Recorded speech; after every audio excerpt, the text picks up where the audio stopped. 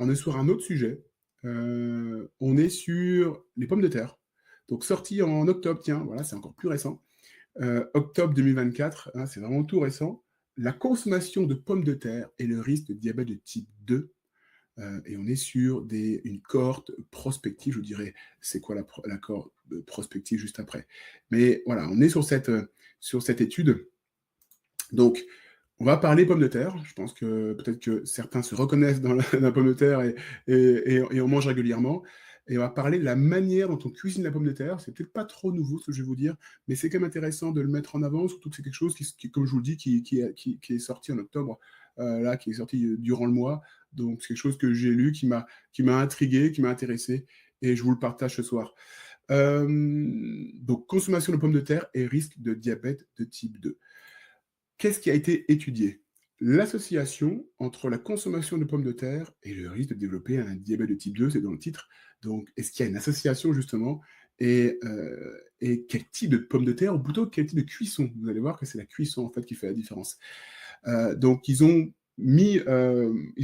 étudié justement les différences de préparation. Notamment, ils ont scindé entre la pomme de terre frite, donc les frites, et entre la pomme de terre cuite. Cuite, c'était pomme de terre vapeur, c'était purée, et c'était pomme de terre au four. Et donc, du coup, quatrième groupe, quatrième type de pomme de terre préparée, en tout cas cuisinée, c'était les frites. Ils ont suivi quand même 100 000 personnes. Alors, plutôt des femmes que des hommes, ça, je ne sais pas pourquoi, c'était pas du 50-50. Ça a été mené, en tout cas aux États-Unis, et des adultes entre 25 et 72 ans.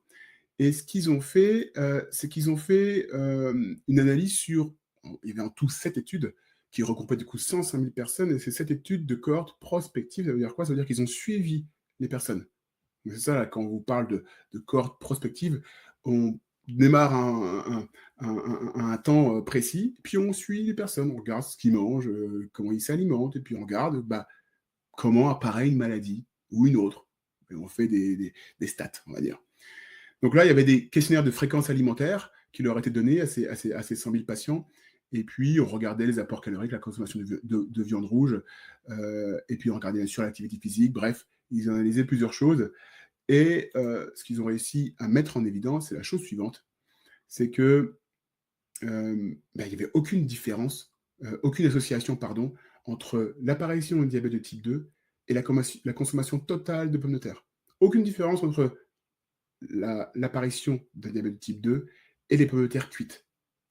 Par contre, une augmentation de 7% lorsque vous prenez une portion de frites par semaine. Lorsque vous dépassez cette portion de frites par semaine, donc vous en prenez 2, 3 ou 4, là, vous aviez une augmentation de 12% de voir apparaître un diabète de type 2.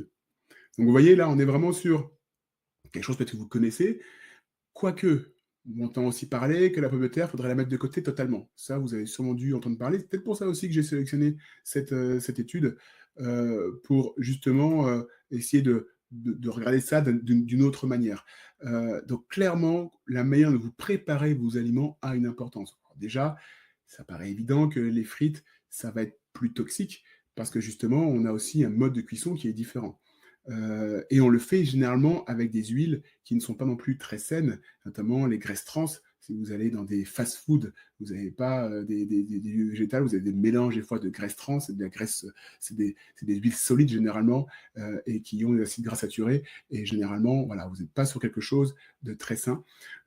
Donc là, ça paraît évident aussi que dans les frites, le mode de cuisson joue.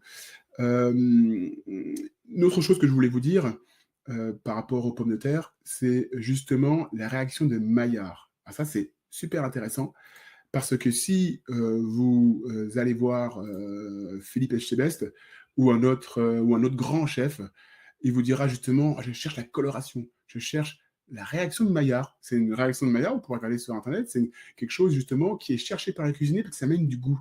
Donc c'est lorsque justement vous avez une interaction entre, si je ne dis pas de bêtises, entre des lipides, des protéines et des glucides. Ça crée une réaction, et c'est ça qui donne une coloration à votre viande. Si vous, par exemple, vous faites griller une viande, il y a une coloration. Cette coloration-là, elle amène du goût. réaction de Maillard. Donc ça amène du goût. Lorsque vous avez une bonne casserole et que vous venez gratter au fond, justement, c'est ça la réaction de Maillard. Donc c'est ce que les cuisiniers recherchent. Mais le problème, c'est que dans la réaction de Maillard, ça peut entraîner une formation de ce qu'on appelle l'acrylamide. L'acrylamide, c'est un composé suspecté d'avoir justement des effets néfastes à long terme, notamment potentiellement cancérigènes. Donc vous voyez, la réaction de Maillard, ça a peut-être du bon effectivement dans l'assiette lorsqu'on est au restaurant et lorsqu'on cuisine, et parfois, notamment plutôt avec la viande rouge, si je ne dis pas de bêtises, on est justement sur des composés qui sont suspectés d'une réaction et des composés, une réaction qui se produit et des composés qui arrivent dans l'alimentation que vous ingérez et qui peuvent être toxiques pour la santé. Donc, à ce côté-là, n'oublions pas aussi dans la pomme de terre, vous devez aussi connaître peut-être ça, c'est l'index glycémique. Donc, l'index glycémique, c'est chaque glucide ne se valent pas. Lorsque vous avalez des glucides, ils vont monter plus ou moins votre glycémie et donc votre insuline va être sécrétée plus ou moins fortement. Et généralement, tous les aliments à index glycémique élevé, justement, faut monter votre insuline beaucoup plus rapidement que les aliments qui ont un index glycémique bas. Et généralement, vous avez plus grande chance d'avoir un stockage de graisse, justement, et c'est ce qui peut d'ailleurs expliquer la maladie du foie gras. Ça, j'en ai déjà parlé sur ma chaîne précédemment. Vous pouvez regarder sur les playlists, vous aurez des vidéos qui parlent de ça. Donc, on est sur deux choses que je voulais vous dire. Réaction de Maillard avec justement cette molécule toxique qu'on appelle l'acrylamide, et puis l'index glycémique en lien, alors pourquoi je vous parle de ça? En lien avec, avec la préparation de pommes de terre, parce que la cuisson va modifier cet index glycémique, et quand vous mangez des frites ou des chips, justement, vous avez un index glycémique des pommes de terre beaucoup plus élevé. Donc, vous l'aurez compris, aucun impact, justement, de la pomme de terre lorsque vous la consommez, enfin, aucun impact sur le diabète de type 2, attention, il faut que je sois beaucoup plus précis dans ce que je vous dis. Dans le diabète de type 2, pas forcément, effectivement, d'impact, en tout cas pas de sur-risque lorsque vous consommez de la pomme de terre.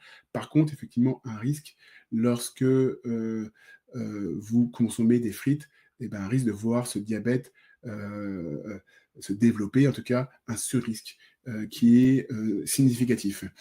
Ce qui m'a plu dans cette étude, c'est que justement, on n'est pas que sur le poids. Vous voyez là, on parle directement d'une pathologie. On parle du diabète de type 2. Parce que si vous êtes en surpoids, en obésité, allez, je recommence. Si vous êtes en surpoids, vous n'êtes pas forcément malade. En surpoids, on n'est pas malade, on est juste en surpoids, on n'a pas de maladie. Alors que l'obésité, on peut déjà effectivement considérer que c'est une pathologie. Mais le surpoids n'est pas une pathologie. Donc, lorsqu'on fait une étude et puis qu'on dit « Ah, le pomme de terre, ça fait grossir », ok, oui, mais est-ce que ça entraîne des maladies? Et ça qui est intéressant dans cette étude, c'est qu'ils sont allés plus loin que la simple prise de poids. Ils auraient pu regarder les facteurs métaboliques, on aurait pu regarder que le poids, justement, était un peu plus engorgé, plus gras, on aurait pu regarder que le tour de taille était plus important, et on sait que tout ça prédispose justement pour le diabète. Mais là, on est directement allé sur le diagnostic du diabète. C'est ça qui me plaît, c'est ça qui m'a plu.